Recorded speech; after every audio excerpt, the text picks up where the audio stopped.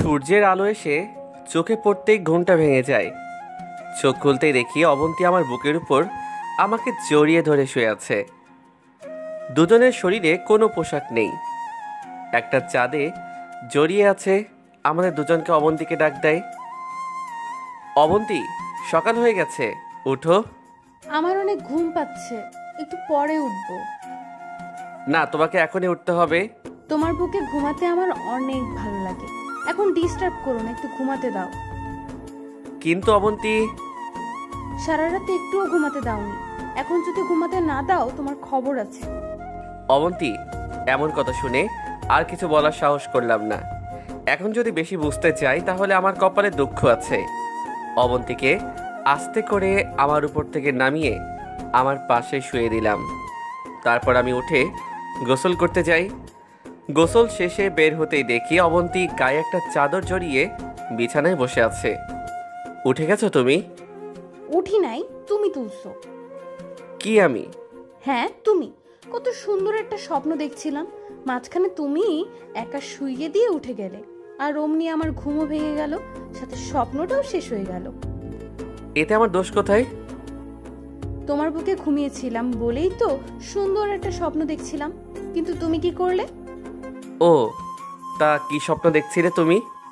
তোমাকে বলবো কেন? আমি না তোমার বর? আইসে আমার বর। কি বললে? কিছুই না, সরো সামনে থেকে। আমাকে সরিয়ে দিয়ে অবন্তী গোসল করতে চলে যায়। অবন্তী, তোমার পুরো কথা বলার আগেই অবন্তী দরজা বন্ধ করে দেয়। শুনলে কি হতো, না শুনে দরজা বন্ধ করে দিল। অবন্তী গোসলটা শেষ করে একটা তোয়ালে গায়ে দিয়ে বের হয়। অবন্তীকে ভেজা শরীরে আরও বেশি সুন্দর লাগছে। খারাপ চিন্তা করবেন না প্লিজ, এটা শুধুই একটা কাল্পনিক গল্প। আমি এখন কি পরবো? অবন্তীর কথা শুনে আলমারিতে রাখা অবন্তীর জন্য নীল রঙের একটা শাড়ি বের করে দিলাম। আর এই শাড়িটা পরে নাও। আমি শাড়ি পরতে জানি না, তুমি পরিয়ে দাও। পারবো না আমি। প্লিজ দাও না পরিয়ে। আচ্ছা ঠিক আছে, কিন্তু দাঁড়াও, আমি যে তোমাকে শাড়ি পরিয়ে দেব তার বদলে তুমি আমাকে কি দিবে? আমি কি দেব তোমাকে? ওরে বাবা, আমি কষ্ট করে তোমাকে শাড়ি পরিয়ে দিব আর আমাকে কিছু দিবা না তুমি? কি চাও তুমি? তোমার ওই মিষ্টি ঠোঁটের ছোট্ট একটা কিস। ঠিক আছে, কিন্তু আগে আমাকে শাড়ি পরিয়ে দিতে হবে, তারপর। আচ্ছা, তারপর অবন্তীকে শাড়ি পরিয়ে দেই। যদিও আমি শাড়ি পরাতে পারতাম না, কিন্তু একদিন ইউটিউবে ভিডিও দেখে অবন্তীকে পরিয়ে দিছিলাম। সেই থেকে শিখে গেছি কিভাবে শাড়ি পরাতে হয়। আজও সেইভাবে অবন্তীকে আমার পছন্দ করা নীল রঙের শাড়ি পরিয়ে দিচ্ছি, কিন্তু অবন্তীর জন্য ভালোভাবে পরাতে পারছি না। এমন করছো কেন? আমার অসুবিধা হচ্ছে পরাতে। আমারই তো সব দোষ। আমার দোষ মানে? তুমি শরীর স্পর্শ করেছো দেখেই তো আমি কেঁপে উঠছি, সুরসুরি লাগে আমার। তোমার মুখে কিছু আটকায় না। বারে, নিজের বরকেও বলতে পারবো না? ছি। ছিবাদ দিয়ে জলদি কাপড় পরিয়ে দাও, এখনই কেউ এসে বলবে দরজা খুলো মা, তোমাকে প্রতিবেশীরা দেখতে আসছে। ফালতু কথা বাদ দাও, ওটাকে বৌভাত বলে। যে যাই বলুক, মানে তো একই। আর একটা কথা বলবে না, চুপচাপ দাঁড়িয়ে থাকো। সত্যি কথা বললেই দোষ। অবন্তীর সাথে কথাই পারবো না, তাই আমি চুপচাপ অবন্তীকে শাড়ি পরিয়ে দেই। যখন শাড়ির কুচি দিতে যাব অমনি অবন্তী জড়িয়ে ধরে। কি হলো, এভাবে জড়িয়ে ধরলে কেন? কিছু না, দাও আমি ঠিক করে নিচ্ছি। অবন্তীকে শাড়ির কুচি হাতে ধরিয়ে দিয়ে দেই। অবন্তী কুচি দিয়ে পরে নেয়। সত্যি বলতে এই শাড়ির বিষয়ে আমার কোনো ধারণাই নেই। এমনি অবন্তী শাড়ি পরে আমার সামনে এসে দাঁড়ায়। অবন্তীকে দেখে আমি আবারও ক্রাশ খেলাম। ক্রাশ কিভাবে খাই? মনে হচ্ছে আমার সামনে নীল পরি দাঁড়িয়ে আছে। কেমন লাগছে আমাকে? সুন্দর। শুধু সুন্দর? তোমাকে অনেক সুন্দর লাগছে, একদম নীল পরীর মতো, যদিও কখনো পরি দেখি নাই। সত্যি? হুম, সত্যি। এবার আমার পাওনাটা দাও। তোমার আবার কিসের পাওনা? এত জলদি ভুলে গেলে তুমি? তুমি বলেছিলে তোমাকে শাড়ি পরিয়ে দিলে কিস করবে। তাই আমি বলেছিলাম বুঝি? আচ্ছা তুমি চোখ বন্ধ করো। চোখ বন্ধ কেন করব?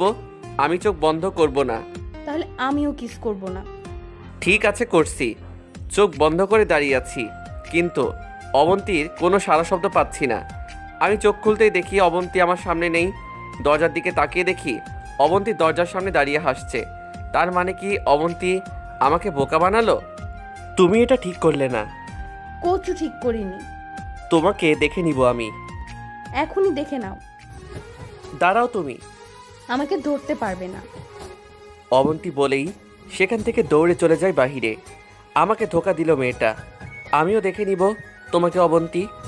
অবন্তীর পিছনে যেই না যাব, তখনই অবন্তীর ছোট বোন এসে আমার সামনে দাঁড়ায়, আর সাথে দুইটা শয়তানিও আছে, জান্নাত ও রিয়া। কোথায় যাচ্ছিস রে তুই? তোকে বলতে হবে নাকি? যা ভাগ। যাব তো। যাবি তো যা, এখানে কি করছিস? যাব, কিন্তু তার আগে আমাদের 10,000 টাকা দে।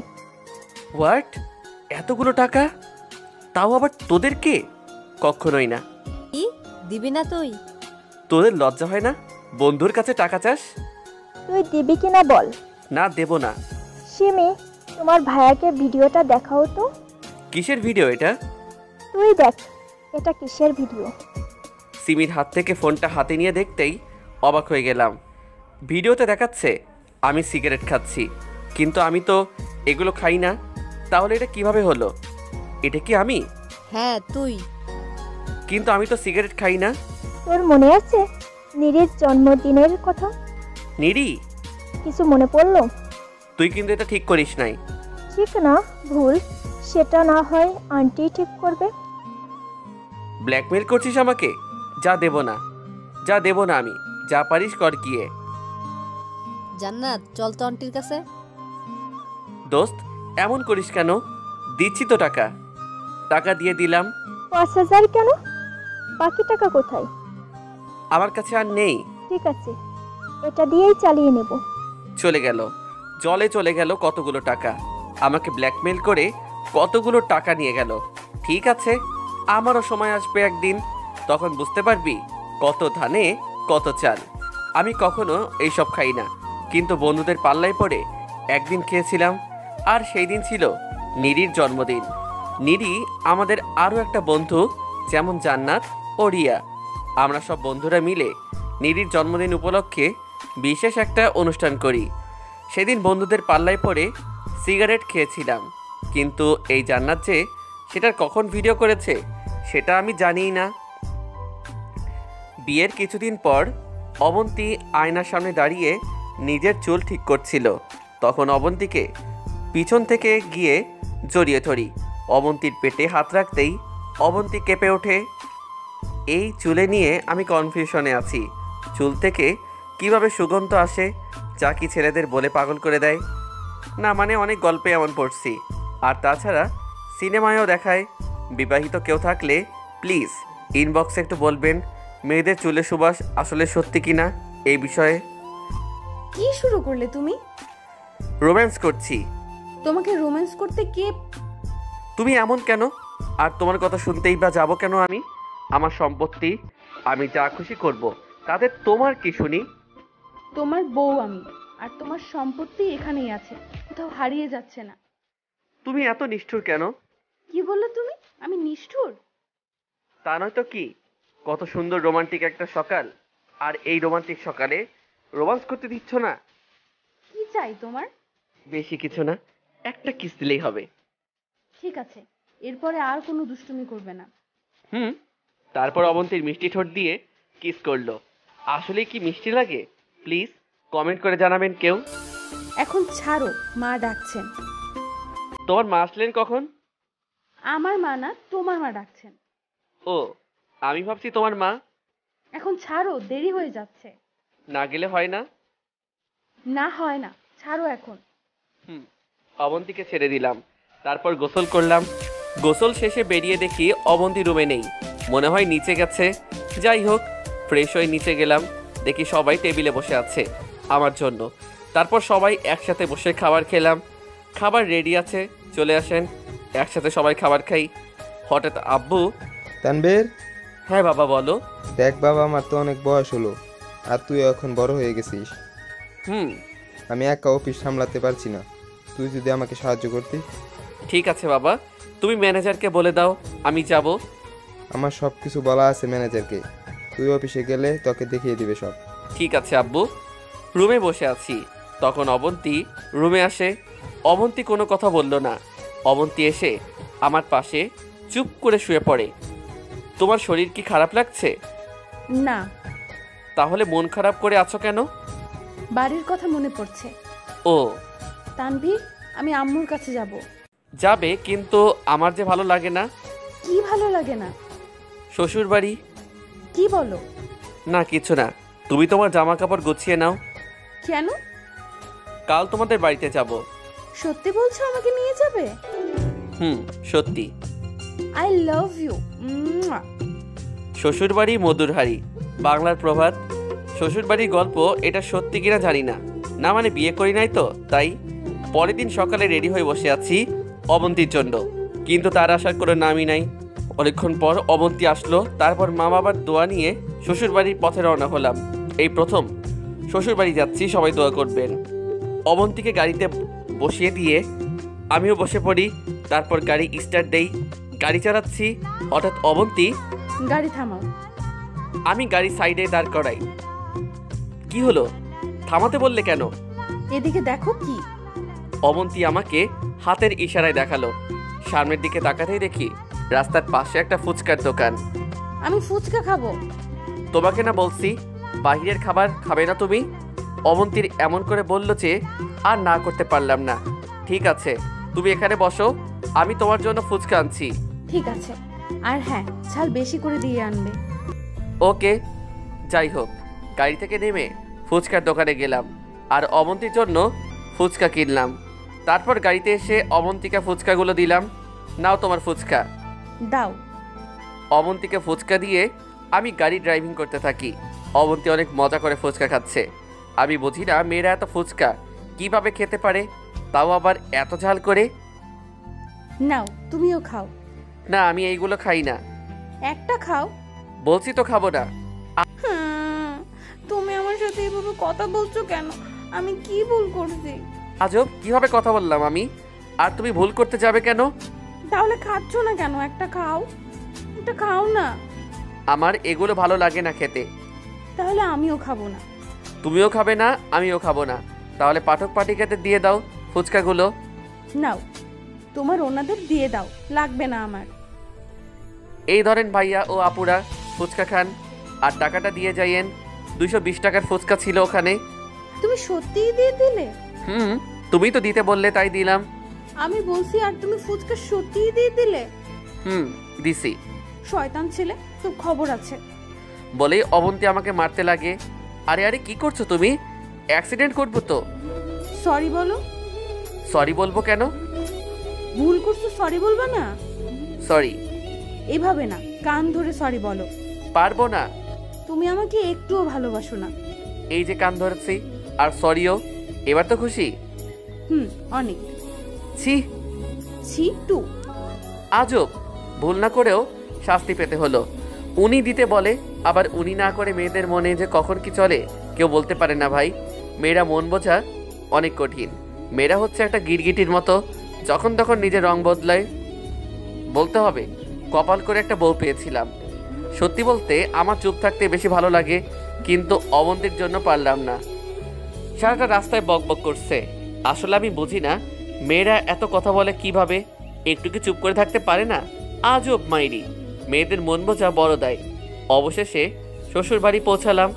দরজার সামনে দাঁড়িয়ে আছি। একটু পর অবন্তীর আম্মু এসে দরজা খুলে দিল। আমাদের দেখে অবন্তীর আম্মু এক দৃষ্টিতে তাকিয়ে আছে, মনে হয় আমাদের এখানে আশা করে নাই। আমি সালাম দিলাম, আসসালামু আলাইকুম। ওয়ালাইকুম আসসালাম। কেমন আছেন মা? আলহামদুলিল্লাহ ভালো, তুমি কেমন আছো বাবা? আর বাড়ির সবাই কেমন আছে? জি আলহামদুলিল্লাহ, বাড়ির সবাই ভালো আছে। এখানে যে আরো একজন মানুষ দাঁড়িয়ে আছে তাকে কি কেউ চোখে দেখে না? কেমন আছিস রে মা? ভালো মা, তুমি কেমন আছো? ভালো। মা, বাবা কোথায়? দেখতে পাচ্ছি না বাবা। অবন্তী শ্বশুর মশাইকে না মানে অবন্তীর বাবাকে গিয়ে জড়িয়ে ধরে কান্না করে দেয়। অনেকদিন পর অবন্তীর মা বাবার সাথে দেখা হলো, তাই হয়তো একটু ইমোশনাল হয়ে পড়ছে। তারপর সবাই একসাথে বসে কিছু সময় গল্প করি। অবন্তী, মা জামাইকে ঘরে নিয়ে যা। হুম। তারপর অবন্তীর সাথে অবন্তী রুমে আসলাম। অনেক ক্লান্ত লাগছে। বিছানায় শরীরটা এলিয়ে দিতেই ঘুম চলে আসে চোখে। ঘুম থেকে উঠে দেখি বিকাল হয়ে গেছে, তাই উঠে হাত মুখ ধুয়ে নিলাম। হঠাৎ বাহিরে থেকে হাসির শব্দ শুনতে পাই। বাহিরে এসে দেখি অবন্তীর সাথে কিছু মেয়ে বসে আছে আর হাসাহাসি করছে। আমি গিয়ে মেয়েগুলোর সামনের সোফায় বসলাম। আমাকে দেখে সবাই চুপ হয়ে গেল। অবন্তী আমাকে সবার সাথে পরিচয় করিয়ে দেয়। আমার স্বামী তানভীর, আর তানভীর ওরা ভালো, আমার ফ্রেন্ড তোমরা কেমন সুমনা, আছো? শোভা আর নীলাদ্রি।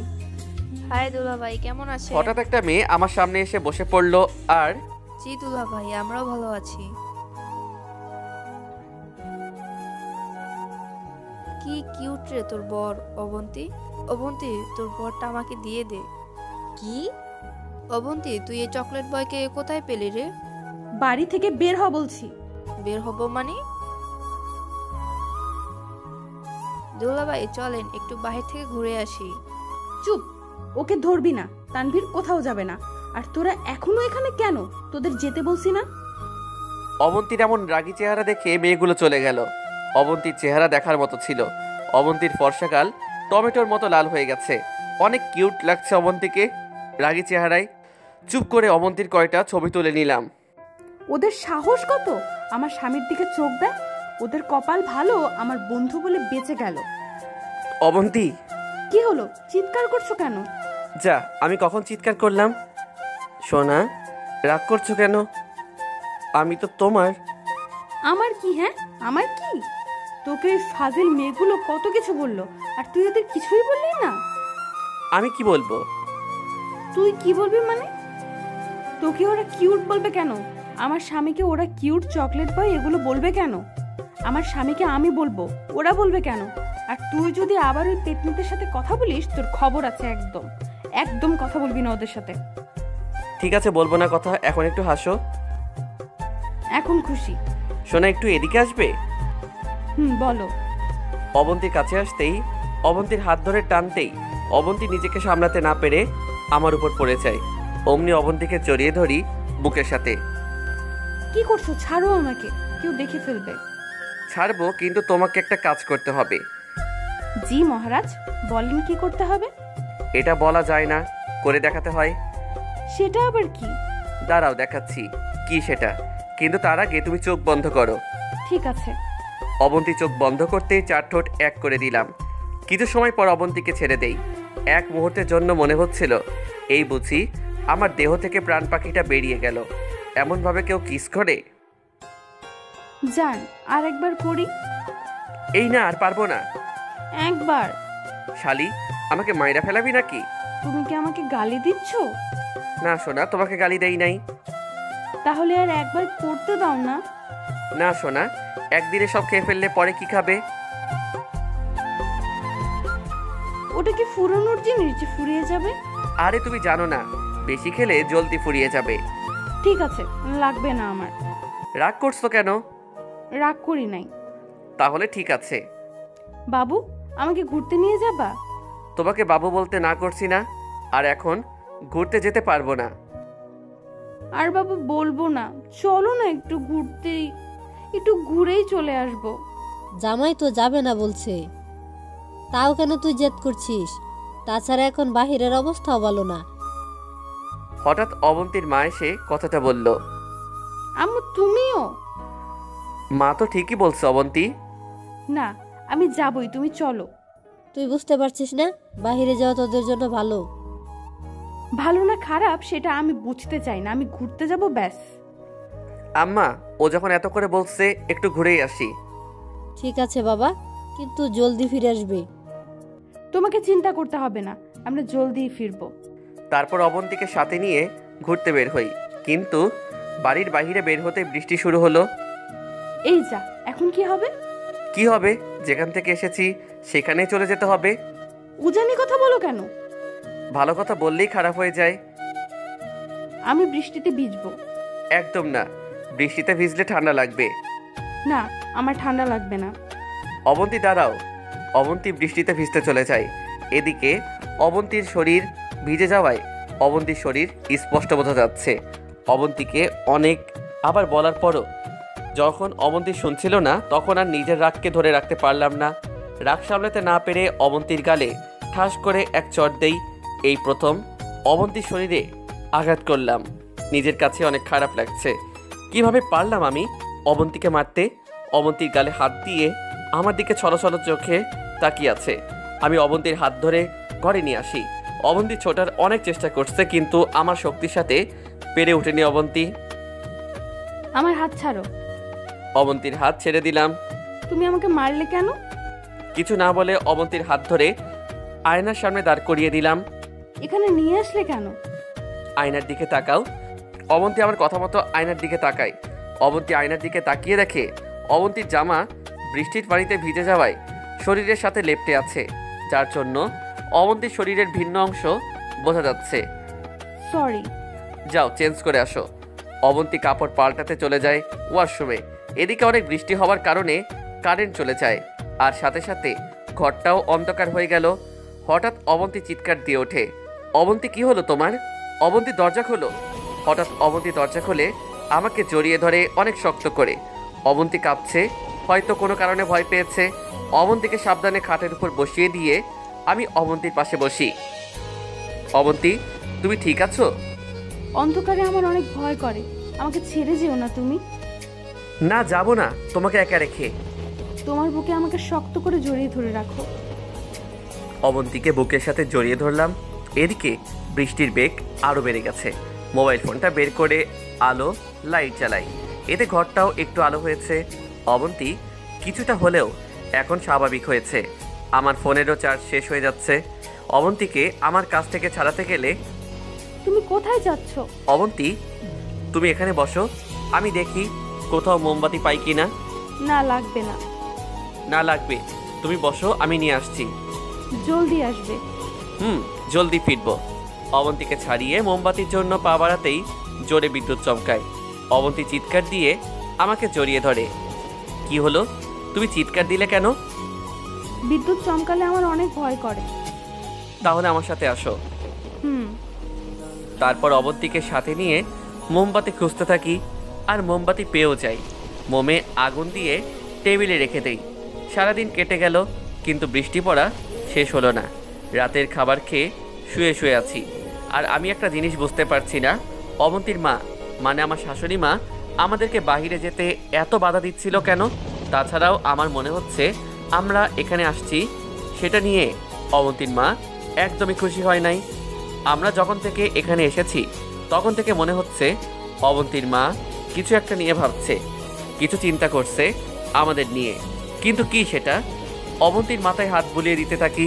কিছুক্ষণের মধ্যেই অবন্তী ঘুমিয়ে পড়ে।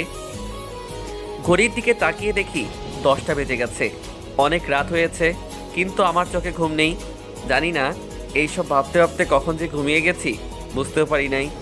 সকালে ঘুম থেকে উঠেই অবাক হয়ে গেলাম, কারণ অবন্তী জামা কাপড় প্যাক করছে। সোনা, তুমি কি করছো এগুলো? ফ্রেশ হয়ে আসো। কিন্তু কেন? থাকবো না এখানে, চলে যাব।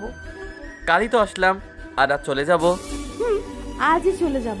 জানো, এই পেতনির আমাকে বলে নাকি আজও আসবে এখানে। আসলে সমস্যা কি? তোমার ফ্রেন্ডই তো। না, আমার বন্ধু না ওরা। আমাকে বলে কি না তোমাকে নাকি ওরা আমার কাছ থেকে নিয়ে যাবে। বললেই হলো নাকি? আমার জানকে ছেড়ে আমি কোথাও যাব না। কথা শেষ হলে রেডি হয়ে আসো। কথা না বাড়িয়ে রেডি হলাম। তারপর শ্বশুর শাশুড়ির কাছ থেকে বিদায় নিয়ে বাসায় ফিরলাম। আব্বু আম্মুর সাথে কিছু কথা বলে ঘরে আসি। রুমে আসতেই অবন্তী হাসতে লাগলো। অবন্তীর হাসি দেখে আমি কিছু বুঝতে পারলাম না। এদিকে অবন্তীর হাসি থামার কোনো নামই নাই। অবন্তীকে অনেকবার বলার পরেও অবন্তীর হাসি থামছিল না। অবন্তীকে জড়িয়ে ধরে বললাম হাসি থামাতে, কিন্তু কিছুতেই থামছে না। অবন্তীর হাসি থামাতে না পেরে অবন্তীর ঠোঁটের সাথে ঠোঁট এক করে দিল তানভীর। আমি কিছু করি নাই, সব কিছু তানভীর করছে। অমনি অবন্তী চুপ হয়ে গেল। তোমার কি হয়েছে? এইভাবে হাসছো কেন? ওই পেতনিরা যখন বাড়িতে এসে দেখবে আমরা নাই, তখন ওদের কি অবস্থা হবে তাই ভেবে হাসছি। ও, তুমি অনেক লুচু। লুচু আবার কি? লুচ্চাকে লুচু বলে। কি? এই, আমাকে তোমার কোন দিক থেকে লুচু মনে হয়?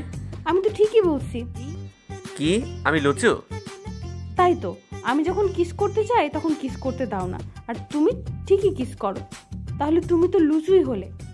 তুমি তো কিস করো না, আমাকে কিস নামে নির্যাতন করো। কি? আমি নির্যাতন করি তোমাকে? মাত্র তো একবার কিস করলাম। ওই একবারই অনেক। নিচে নামাও।